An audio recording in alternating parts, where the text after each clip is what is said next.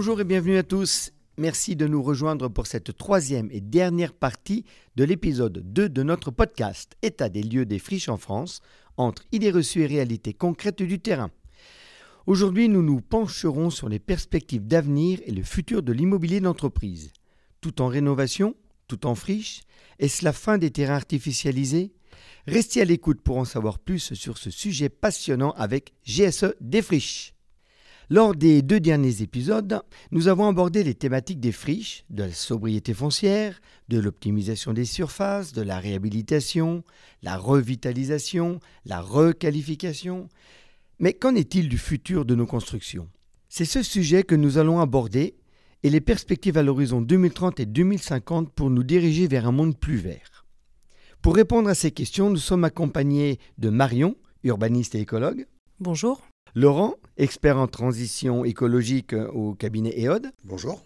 Et Thomas, responsable site et sol pollué chez GSE. Bonjour. Bonjour à tous les trois et merci d'avoir répondu présent à notre invitation. Entrons dans le vif du sujet. Face notamment aux défis climatiques et à la rareté du foncier, comment y voyez-vous le futur de l'environnement en France ? Qui veut commencer ? Laurent ? Oui, merci. Alors, le défi climatique, oui, bien sûr. Mais il ne faut pas oublier le défi biodiversité. Le défi climatique, il est très important. C'est le premier auquel on s'est attaqué parce que c'est presque le plus facile à résoudre. En plus, il y a un métrique qui est là, c'est le CO2, on calcule facilement. En biodiversité, c'est compliqué de calculer et de mettre des chiffres. Non seulement elles se reproduisent, mais elles se déplacent en plus, y compris les plantes. Donc, il faut vraiment attaquer ces 2 défis simultanément, la biodiversité et le climat. Et dans le cadre du ZAN, d'ailleurs que ce soit pour des projets d'activité économique ou des projets de logement, parce que c'est 2 besoins, loger les gens, réindustrialiser, va falloir préciser le grand défi d'ici 2030, puisqu'on a des règles qui vont s'appliquer à partir de 2031. On va passer d'un objectif de déconsommation foncière à un objectif de bilan d'artificialisation et avec des règles de classification. Eh bien, ces règles, il faut qu'on les précise. Et moi, ce qui est très important aujourd'hui pour nos clients, c'est qu'on ait une vision claire sur ces règles qui vont permettre de développer des projets. La première, c'est la règle d'équivalence pour pouvoir compenser l'artificialisation des sols. Aujourd'hui, on a des classifications de sols artificialisés, non artificialisés, mais on n'a pas les règles d'équivalence. C'est-à-dire, si dans mon projet, j'artificialise 3 hectares de zone naturelle, si je veux le compenser, quelles vont être les règles de désartificialisation d'un sol ? Est-ce que je peux me contenter de décaper le bitume d'un parking et de décompacter les sols sur 2 cm, puisque les règles techniques ne sont pas écrites, et j'ai bien 2 hectares renaturés, entre guillemets, par rapport à 2 hectares artificialisés. On sent bien que ce n'est pas les mêmes fonctions écologiques qu'on a supprimées d'un côté et qu'on a régénérées de l'autre. Donc il va falloir préciser ces règles et les préciser techniquement. Le deuxième, c'est le choc de l'offre sur la compensation. Aujourd'hui, même si on évite et on réduit au maximum les atteintes à la biodiversité, au carbone ou à l'artificialisation des sols, il y a toujours, en général, une partie résiduelle qu'il faudra compenser. Donc sur la partie compensation, et je pense à la compensation en matière de biodiversité, rappelez-vous cette triple compensation qu'il faut bien distinguer entre le carbone, la biodive et le ZAN. Pour la biodiversité, la loi Industrie verte, article 15, a créé un nouvel outil qui s'appelle les sites naturels de compensation, de restauration et de renaturation. Il y a un décret qui est passé en consultation publique en juillet dernier, et depuis la dissolution, il est un petit peu gelé, ce décret. Il va falloir faire très attention à rester dans l'esprit de la loi. L'esprit de la loi sur la compensation biodiversité, sur ces sites naturels, c'est de créer un choc de l'offre. Aujourd'hui, les maîtres d'ouvrage pour les activités économiques, pour des logements, pour tous ceux qui ont des besoins de compensation, ne trouvent pas, ou c'est extrêmement difficile, de trouver des projets de compensation biodiversité. Il y a quasiment même un monopole, puisqu'il n'y a que l'État, en tout cas à travers la Caisse des dépôts et biodiversité, qui a quelques fonciers, un site naturel de compensation. Donc l'offre est très réduite par rapport aux besoins des maîtres d'ouvrage. Et cet article-là, il aspire à créer un choc de l'offre en permettant à des maîtres d'ouvrage privés et publics d'être leur propre opérateur de compensation, c'est-à-dire de monter un projet de génie écologique qui crée de la biodiversité positive et qui, avec un agrément préfectoral, vont leur permettre de compenser leurs propres besoins, donc ils deviennent autonomes dans la conduite de leur projet, puisqu'ils ont leur offre de compensation. Et ils peuvent aussi, s'il y a des excédents, ce qu'on souhaite, d'avoir des excédents en matière de biodiversité positive, ils vont pouvoir vendre ces unités de compensation à d'autres maîtres d'ouvrage. Donc on voit bien que cet outil-là, il va être déterminant pour accélérer la reconversion des fonciers artificialisés, mais plus généralement accélérer le développement des projets. Et donc, les décrets aujourd'hui qui ont été mis en consultation en juillet ne prévoient pas de surface minimum, ce qui est bien, et ça, il faut faire attention à le conserver, parce que 1 ou 2 hectares bien placés entre 2 espaces naturels pourraient largement faire l'objet d'un projet de génie écologique pour assurer un corridor et une continuité écologique. Il ne faut pas réserver ça qu'à des sites de 100 ou 200 hectares. Donc voilà le premier écueil à éviter. Et le deuxième, celui qui me dérange le plus, qui est présent dans le décret, c'est la durée de suivi. Aujourd'hui, un site naturel de compensation, par décret, s'il sort comme il a été prévu, va être obligé d'avoir un suivi pendant 30 ans minimum. Or, si on veut recréer par exemple une prairie sèche, on sait qu'une prairie sèche, quand on est écologue, elle s'établit en 5, 6, 7 ans, à l'état maturité. On n'a pas besoin d'avoir un suivi excessif de 30 ans. Donc, dans l'esprit de la simplification administrative utile, il serait utile justement d'adapter la surface et la durée de suivi au projet de génie écologique qui est proposé, et pas le faire de manière dogmatique dans le décret. Donc voilà pour moi les 2 grands chantiers utiles à relancer la dynamique de projets industriels, d'aménagement, de logement en France, c'est de ne pas contraindre inutilement dans ces outils-là qu'on veut être vertueux et facilitateur de ces processus de redéveloppement. Marion, vous êtes urbaniste et écologue. Justement, en tant qu'urbaniste, que pensez-vous des stratégies de développement foncier ? Oui, donc en effet, je crois que vous mettez là le doigt sur le cœur du sujet, c'est le foncier disponible. C'est ça qui est vraiment en jeu dans cette histoire de sortie de l'artificialisation, de l'étalement urbain. Donc là-dessus, il y a plusieurs réponses, effectivement. Côté urbanisme, planification, il y a l'appel à une planification écologique, territorialisée, avec des objectifs d'émissions de gaz à effet de serre, de carbone, etc. par territoire. Il y a le tout début, effectivement, de la planification d'infrastructures vertes. Là, quand je vous disais que voilà, les terrains qui sont donnés comme constructibles aujourd'hui, ils n'ont pas forcément intégré ces enjeux parce que les collectivités locales, elles n'ont pas forcément l'ingénierie pour le faire. Voilà, donc on voit l'émergence de ça. Moi, j'ai suivi un projet à Genève où ils ont un projet... Voilà, il y a une trame d'infrastructures vertes dans lesquelles les porteurs de projets vont s'insérer. Mais ça reste balbutiant, ça reste rare, ça reste fragile même par rapport aux données qui sont mobilisées. Donc je crois qu'il ne faut pas non plus... alors, j'allais dire, il ne faut pas se faire d'illusions, c'est même pas ça. Il ne faut pas attendre, il ne faut pas rester passif en attendant qu'il y ait un cadre de planification parfait. Je pense que c'est d'ores et déjà au niveau de l'urbanisme opérationnel qu'on peut agir par rapport à cette rareté du foncier. Peut-être en allant effectivement vers tout un tas de réponses qui commencent à être connues maintenant, de mutualisation de fonctions sur un même foncier. Des choses qui sont un peu moins développées, une approche effectivement d'un urbanisme très frugal par rapport à la rareté du foncier, mais par rapport aussi aux coûts qui sont en jeu. Des coûts de dépollution, ça va gréver un budget global. On n'est peut-être pas obligé de continuer à faire une ville avec les mêmes types d'équipements partout. Il peut y avoir des chemins non bitumés, il y a vraiment un urbanisme qui se renouvelle avec cette question de frugalité, d'écologie, de ménagement des territoires. Et puis après, au niveau opérationnel, c'est vraiment sur la question du foncier, de sa valorisation, du coût, que les choses sont alors pas en train de changer, mais que des changements sont en train de s'annoncer. Côté recherche, il y a beaucoup de travaux en ce moment qui remettent en question la façon dont les prix du foncier sont fabriqués, notamment le foncier des friches, qui est souvent vendu à des prix qui ne prennent pas du tout en compte la réhabilitation, la dépollution, les objectifs maintenant de renaturation qui viennent s'ajouter aux objectifs de construction de logements ou d'équipements. C'est-à-dire que maintenant, effectivement, les aménageurs, ils sentent que leur mission n'est plus de produire uniquement des mètres carrés bâtis, mais aussi de restaurer les écosystèmes. Donc tout ça, ça a un coût. Et donc le nerf de la guerre, ça sera effectivement une nouvelle façon d'encadrer la valorisation de ces terrains. Et là-dessus, il y a vraiment des travaux de recherche très intéressants. Il est clair que les politiques publiques peuvent non seulement freiner l'artificialisation des sols, mais aussi promouvoir un développement urbain plus durable et respectueux de l'environnement. Thomas, quels sont les principaux moteurs de l'activité immobilière pour un territoire ? Moi, je vais dissocier deux choses. La première, il y a les moteurs de l'économie, de la construction immobilière, que ce soit le e-commerce, la création de data centers, les gigafactories. Vraiment, cet aspect, le développement d'un territoire passe par la création d'emplois et la création de valeur. Et puis après, il y a le deuxième moteur, c'est le moteur environnement et social.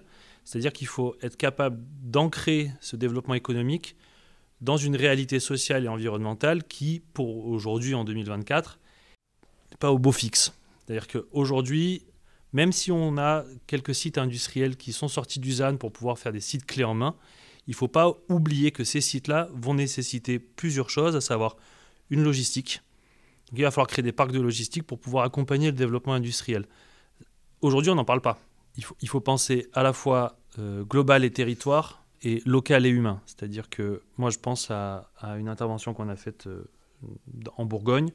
Il y a un énorme industriel français qui va potentiellement investir plusieurs dizaines de millions d'euros pour son développement industriel. Il faut bien garder en tête que cet industriel-là, il va avoir besoin d'artisans, de matières premières, de logistique de retour, parce qu'il va recevoir du matériel et puis il va en envoyer, puis il va peut-être avoir des défauts. Enfin, tout ceci fait partie d'un global industriel. Et on ne parle pas aujourd'hui de cette chaîne de valeur globale on crée un site industriel parce qu'on a des sites qui sont disponibles, mais de tout ce que ça nécessite autour. Et c'est cette planification-là qu'on ne voit pas dans la volonté de réindustrialiser. Et aujourd'hui, il est nécessaire de sortir un peu des guerres de clochers entre je veux mon industriel, je veux mon collège, je veux mon lycée, je veux ma route, je veux mon pont.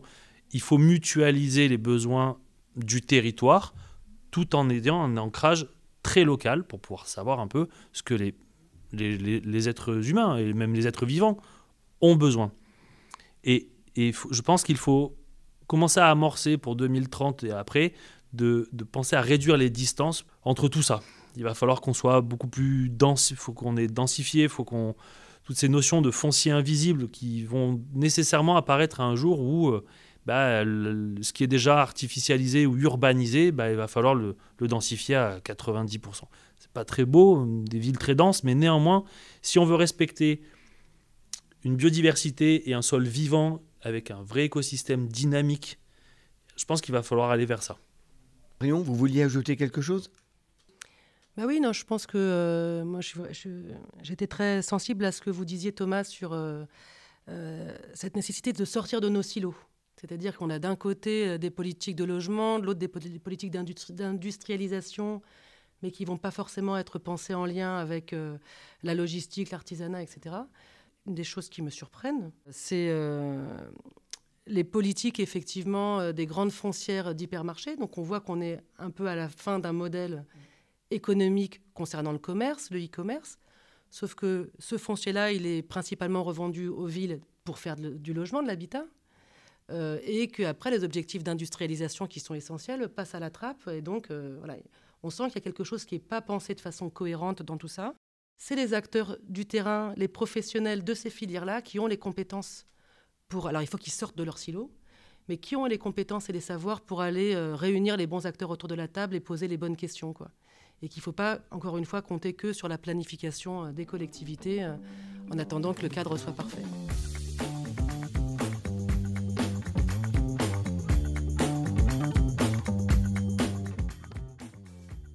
GSE des friches.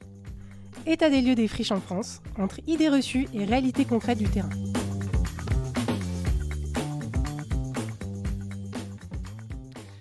Si l'on se remémore la question de cet épisode, tout en rénovation ou tout en friche, on a compris qu'une perspective 100% friche n'est pas totalement envisageable. Qu'en est-il alors des autres pistes, telles que la rénovation et l'économie circulaire ? Laurent, le virage vers ce nouveau modèle économique dans le secteur de la construction est-il simple à prendre ? Alors oui, le virage, il est complètement possible. On ne peut pas mettre en opposition rénovation et construction neuve, il faudra les deux. Et l'économie circulaire, on la généralise, c'est-à-dire reconvertir les friches, c'est du recyclage foncier, c'est de l'économie circulaire du foncier. Donc il faut penser globalement, il faut désiloter, il faut décloisonner les disciplines, il faut mettre la bonne intelligence au bon moment. Moi, je reste convaincu que des apports d'expertise avec beaucoup de retours d'expérience opérationnelle sont très utiles au plan stratégique. Et je trouve qu'on n'est pas assez sollicité globalement, urbanistes, ingénierie conseil, au moment des temps de planification. On sollicite des fois pour faire les études d'impact une fois que le projet de territoire il est fait, mais pas sur le brainstorming du projet de territoire. Voilà. Donc ça, je pense qu'il y aurait une vraie valeur ajoutée à intervenir à un moment décisif qui conditionne parfois 15 ou 20 ans de développement d'un territoire. Et puis, sur la question des friches, il y a la question du financement de la renaturation. Marion a évoqué ce sujet tout à l'heure. Donc je reviens sur l'outil des sites naturels de compensation. C'est quand même un outil qui a été créé, qui va permettre de générer des recettes pour un projet de renaturation. Donc on comprend bien que s'il faut renaturer, mais qu'avec que des dépenses sans recettes, c'est très compliqué, surtout par ces temps où la frugalité économique est indispensable. Donc les sites de compensation, ça permet de générer des recettes. Ça veut dire oui, on marchande le vivant, on crée du vivant, mais on ne le marchande pas pour spéculer, on le marchande parce que créer du vivant, ça a un coût. C'est un coût d'acquisition de foncier, c'est un coût de dépollution, c'est un coût d'ingénierie et c'est un coût de travaux. Tout ce qu'on fait a un coût. Si je prends un parallèle très simple, c'est comme quand on trie plus ses déchets. Souvent, les gens s'étonnent en disant « Ah, mais pourquoi la facture, elle ne baisse pas ?» Plus l'homme intervient pour faire quelque chose de vertueux, plus il y a un travail à faire. S'il y a un travail, il y a des coûts et donc il y a un prix. Voilà. Donc il faut accepter que régénérer le vivant a un prix, a des coûts. Donc financer la renaturation, c'est quelque chose de fondamental, sinon elle ne se fera pas. Ensuite, cette vision globale et ces outils qui permettent de financer, eh bien, c'est là où, dans ce type de projet qui prend beaucoup de temps, il va falloir effectivement avancer méthodiquement et éviter en fait toute rupture. La rupture dans un projet, ça coûte énormément et le projet il est abandonné. Les décisions, elles sont complexes, c'est multi-acteurs, c'est multidisciplines, et donc il faut cranter en fait le processus projet pour éviter qu'il recule. Et comme disait Thomas, on ne peut pas penser en silo la réindustrialisation et le logement. Jusqu'à preuve du contraire, quand on emploie des gens dans une industrie, une usine, ils vivent sur le territoire, il faut les loger. Donc c'est bien les deux logiques qu'il faut penser en même temps. Donc la raréfaction du foncier, elle est là, c'est un fait. Ça veut dire qu'il faut aussi des stratégies alternatives d'acquisition de foncier, d'anticipation, peut-être des foncières publiques, plus de foncières privées aussi. Il faut que les entreprises changent leur modèle et considèrent que le foncier qui est indispensable est la matière première du projet. Voilà. Et ça, c'est effectivement un changement de paradigme par rapport à ce qu'on a vécu depuis 40 ans. Alors plus globalement, nous chez EOD, on s'inscrit et on accompagne nos clients sur toutes les étapes d'un projet de reconversion, que ce soit au niveau stratégique, d'identification des fonciers, de dérisquage des projets, les études d'opportunité, de faisabilité, jusqu'à la conception et au suivi final. Donc cette vision-là, je dirais, tout au long du phasage du projet, avec cette particularité d'avoir désiloté, décloisonné les disciplines depuis maintenant plus de 20 ans, fait effectivement que nos équipes de projet arrivent à être le plus sobre possible en intervention pour donner le maximum de valeur ajoutée. Voilà, c'est vraiment la philosophie d'EOD. Marion, en tant qu'urbaniste, en tant qu'écologue, qu'en pensez-vous ? Non, ce que je peux rajouter à ça, si effectivement donc, la renaturation a un coût, notamment quand on l'approche par la compensation, l'évitement a moins de coûts. En revanche, il a un coût conceptuel, d'études en amont, voilà, de changement de manière de concevoir la façon dont on va implanter nos projets. Et par rapport à ça, effectivement, par rapport à ce qu'on disait dans la deuxième partie de cette discussion sur cette loi climat et résilience de 2021 qui nous apporte ce concept de ZAN à mettre en place d'ici 2050. Cette loi, elle est utile, mais elle rappelle des choses qui ont été dites depuis pas mal de lois. Ça avait été déjà dit dans les lois Grenelle, dans les lois d'agriculture, et en fait, ça ne rapporte pas grand-chose de plus en termes opérationnels que la séquence ERC, éviter, réduire, compenser, qui a été mise en place en 1976, c'est-à-dire il y a 48 ans, qui est vraiment le fondement du Code de l'environnement. et qui, je trouve, est une méthode de conception très vertueuse. C'est d'abord éviter, puis réduire, puis compenser. Et dans cet évitement, je pense qu'il y a aussi une façon de mener nos projets, y compris de réindustrialisation, de sortir des silos de conception. Et il y a une façon donc de faire nos projets en faisant en sorte qu'ils aient le moins d'impact possible à la base, qui est peut-être plus viable économiquement. Donc c'est toujours effectivement ces termes sur lesquels on est aujourd'hui, de passer de l'aménagement au ménagement et toute l'économie que ça implique. Thomas, GSE, vous êtes leader dans l'acte de construire en immobilier d'entreprise. Quid de la rénovation ? Alors, quid de la rénovation ? Je pense que la rénovation, c'est une des réponses à tout ce qu'on vient de se dire aujourd'hui, si ce n'est qu'elle a quand même des vertus de sobriété dans même tout ce que ça représente. Sobriété de CO2, sobriété de matières premières, les infrastructures des villes et des communes qui font de la réno sont déjà là. Donc en fait, la rénovation, pour moi, c'est vraiment le nec plus ultra de la construction, parce qu'on arrive à mettre toute l'ingénierie sur des bâtiments qui, pas forcément, à l'heure actuelle, respecteraient les lois de géotechnique ou de trucs comme ça, de les normes pour pouvoir faire les bâtiments, mais c'est vraiment un axe de développement fort. Et puis, ça induit une dose d'économie circulaire qui permet de créer un jeu d'acteurs locaux pour la rénovation. C'est vraiment un des axes de développement. On ne s'y trompe pas trop, chez GSE, on vient de créer deux business units pour la rénovation. Et c'est important de pousser ces business-là, parce que du coup, vraiment, ils s'inscrivent.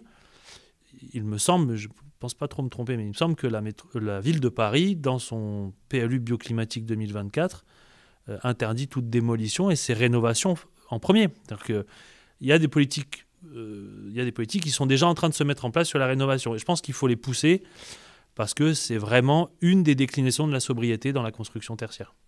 Eh bien, merci à tous de nous avoir éclairés sur la question des friches en France. Marion, vous souhaitez rajouter quelque chose ? Donc la ville de Paris, elle n'interdit pas de façon dogmatique les démolitions. En revanche, elle demande qu'on prouve la nécessité de démolir à chaque fois. Alors, ces friches sont souvent perçues comme inutiles ou abandonnées. Très clairement, elles révèlent en réalité un potentiel de reconversion durable extraordinaire. Entre contraintes techniques et opportunités de revitalisation, ces friches incarnent un enjeu clé d'aménagement du territoire. Ces tendances reflètent la convergence des impératifs environnementaux, de l'innovation et des attentes sociétales. La France, à travers ces perspectives, se positionne ainsi dans une dynamique de modernisation et de responsabilité écologique susceptible de faire du marché de la construction un pilier de son économie et un modèle en termes de développement durable. Nous remercions Marion, Laurent, Thomas pour avoir contribué à enrichir notre discussion durant cet épisode du podcast GSE Défriche. N'oubliez pas, chers auditeurs, de suivre notre actualité sur les réseaux sociaux et de vous abonner pour ne rien rater de nos émissions. Rendez-vous pour notre prochain podcast sur la thématique de la rénovation et l'enjeu de se diriger vers des bâtiments plus durables. À très bientôt pour de nouvelles explorations au sein du podcast GSE Défriche.